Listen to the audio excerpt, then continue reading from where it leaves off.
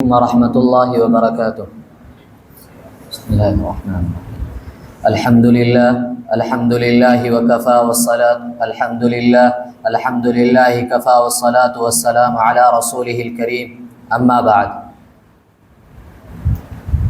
سامعین کرام، میرا موضوع سخن حضور اکرم صلی اللہ علیہ وسلم کی وہ پاکیزہ مقدس ہستی ہے جس کے بارے میں اللہ تعالیٰ نے فرمایا وما ارسلناک الا مبشرا ونذیرا۔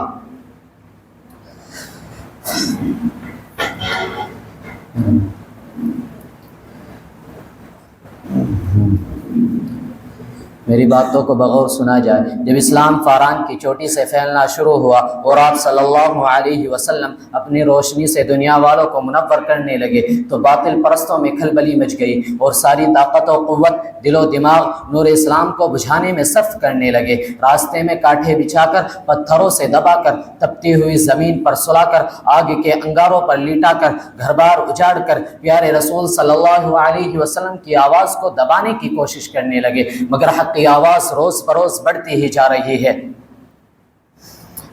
سنسات نبوی محرم کا مہینہ تھا۔ مکہ کے تمام لیڈروں نے مل کر ایک میٹنگ کی۔ ابو جہل نے پوری قوم کو للکارا کہ غیور عرب جس کو تم بچے کا کھیل سمجھ رہے تھے وہ آج ہمارے دین اور عزت و آبرو کے لیے طوفان بن چکا ہے۔ جس دین کا چرچا محمد کر رہے تھے ان کے ماننے والوں کی تعداد روز بروز بڑھتی ہی جا رہی ہے۔ ہمارے خداؤں کی توہین کی جا رہی ہے، ان کو جھٹلایا اور ٹھکرایا جا رہا ہے۔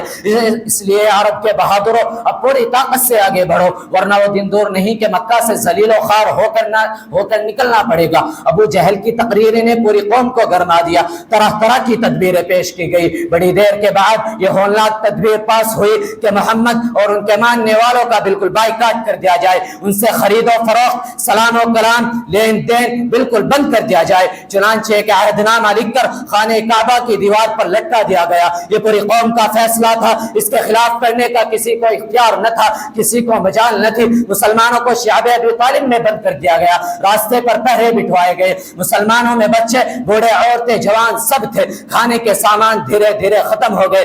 درختوں کے چھالے کھا کھا کر، کانٹے چبا چبا کر دن کاٹنے لگے۔ صرف ایک دن کے لیے ایام حج میں پابندی ہٹا دی گئی۔ مسلمان گھاٹی سے باہر آ گئے، کپڑے پٹ گئے، آنکھیں دس گئی، قدم لڑکھڑا رہے تھے۔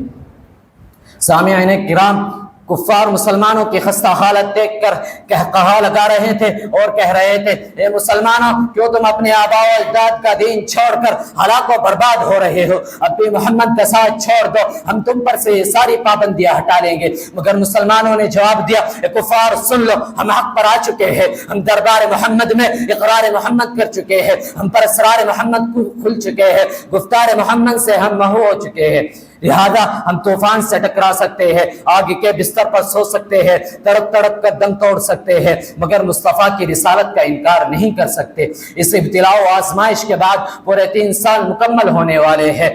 کھانے کی خوراکیں ختم ہو گئی، درختوں کے چھالے اور پتوں کو بھی ختم کر ڈالے، عورتوں کی آنکھیں دھس گئی، جوان بھوک سے چکرانے لگے۔ اس گھاٹی میں سب سے چھوٹا بچہ عقیل اچانک آ کے کھول کر اپنی امی سے کہتا ہے ماں میں بھوک سے مر جاؤں گا، ماں مجھ کو بچاؤ ورنہ میں مر جاؤں گا۔ ماں کے ضبط کا بدن ٹوٹ گیا، وہ بے تحاشا اپنا سر زمین پر پٹکنے لگتی ہے، سر پھٹ جاتا ہے، لوگ اسے سنبھالتے ہیں، وہ کہتی رہتی ہے مجھ کو چھوڑ دو، میں اپنے لختے جگر سے پہلے مرنا چاہتی ہوں۔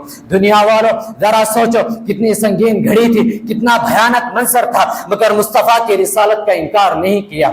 بلا بتلائیے کہ ہمارے رسول صلی اللہ علیہ وسلم اور صحابہ کرام نے کتنے مصائب علام برداشت کیے، ان سنگین گھڑیوں کو کیوں کر برداشت کیے؟ کیا وہ لوگ کمزور تھے؟ کیا وہ لوگ بے بس تھے؟ ہرگز نہیں، ہرگز نہیں۔ وہ تو عرش و فرش کے، لوح و قلم کے، شجر و حجر کے، جن و بشر کے، حور و ملائک کے، خشک و تر کے رسول ہادی بن کر آئے تھے، اور جو رسول بن کر آتا ہے اللہ تعالیٰ اس کو پوری طاقت و قوت کے ساتھ بھیجتا ہے۔ آپ صلی اللہ علیہ وسلم کے پاس اتنی قوت و طاقت تھی، اگر آپ صرف ایک اشارہ کر دیتے تو پورا مکہ ہلاک و برباد ہو جاتا۔ بہرکیف عقیل اور ان کی والدہ کو دیکھ کر مکے میں کوہرام مچ گیا۔ ابو طالب جو آپ کے چچا ہے آتے ہیں، کہتے ہیں بھتیجے اب برداشت کی طاقت نہیں، اب تلوار چلانے کی اجازت دو۔ حضور نے فرمایا انشاءاللہ آج ہم لوگ اس گھاٹی سے باہر آ جائیں گے۔ میں ایک شعر کے ساتھ اپنی تقریر کو یہیں ختم کرتا ہوں۔